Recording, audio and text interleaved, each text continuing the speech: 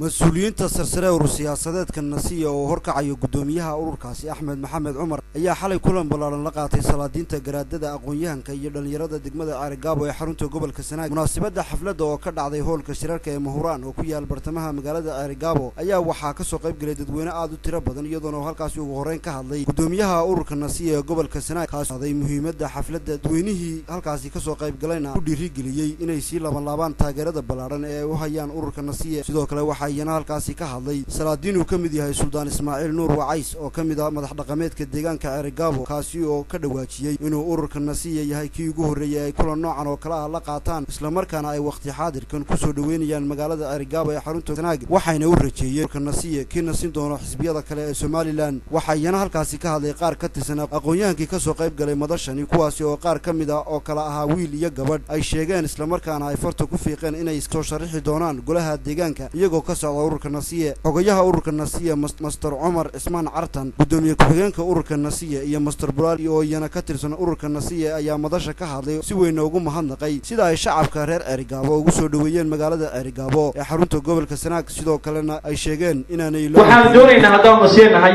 sida tagta loo inaan u fakarno inaan ku sheegin inaan dadka iyaga Somaliland aan uga fakarno sida ay noloshay ku jiraan mid ka wanaagsan ay u gaari lahaayeen qofka sano soo socda. musuqmaasuqa nooc kasta uu leeyahay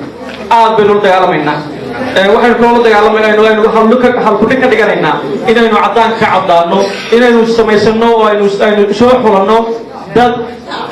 sida burcada ka sheegay xalaasha xalaal u yaqaana xaaraantana xaaraan u yaqaana oo aan iskaga qasbin oo insha Allah soo xulanaynaa. marka aad iyo aad bay dhinac walba ay leedahay musuqmaasuqa oo la dagaalami doona.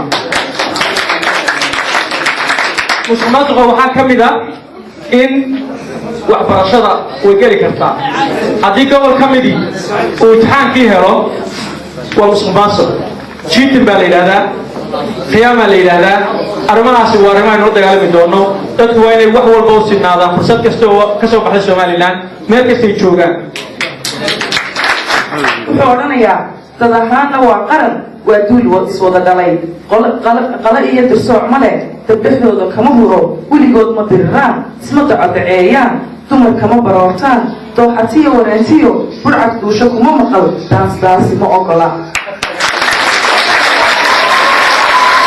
gudoomiyaha ururka nasiya Axmed Maxamed Cumar oo ugu dambeyntii madashan ka soo jeediyay khudbad aad u dheer oo dhinacyo badan taabanaysa ayaa ka dhawaajiyay taariikhda uu gobolka Sanaag kaga jiro dalkan Jamhuuriyadda Somaliland wuxuuna gudoomiyuhu halkaasi ka ballan qaaday inuu ku dadaali doono isla markaana uu ugu horeyn doono sidii bulshada ay uga qayb qaadan lahayd dhismaha wadada Arigabo. maanta lagu soo dhaweeyay magaalada Arigabo ee caasimadda gobolka Sanaag.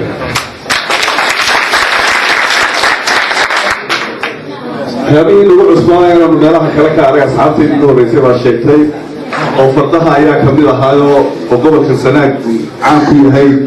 فردها إذا صو فرديه وما لها ذي كسي دمانيا وعن فردها لوية كان اللي يروح آه فرمضان فردها لكن وحقه قالوا أو حتى كل الذين بلا نحن حين أو تقع أو قضية مركاية اللي كده مان بالو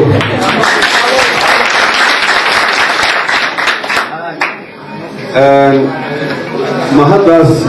kadib waxaan mar kale u mahadcelinayaa mutasharafka ay ugu horreeyaan salaadiinta garaadada cuqaasha iyo dhammaan dhalinyarta haween iyo ragba leh ee ka soo qayb gashay madashanaadka quruxda badan leh. waxaan leeyahay waad mahadsantihiin waxaad ku mahadsantihiin sida fiican ee lagu soo dhaweyseen markale halkan iyo waqtigiinii qaaliga ee na siiseen. si kastaba ha ahaatee munaasabadan ay xalay la yeesheen ururka nasiya dadweynaha magaalada Arigabo ayaa ku soo beegmaysa xilli ay shalay ahayd markii si weyn loogu soo dhaweeyay magaalada Arigabo ee xarunta gobolka Sanaag. Maxamed Aadan Dirir, telefishinka caalamiga ee Somali Channel, Arigabo.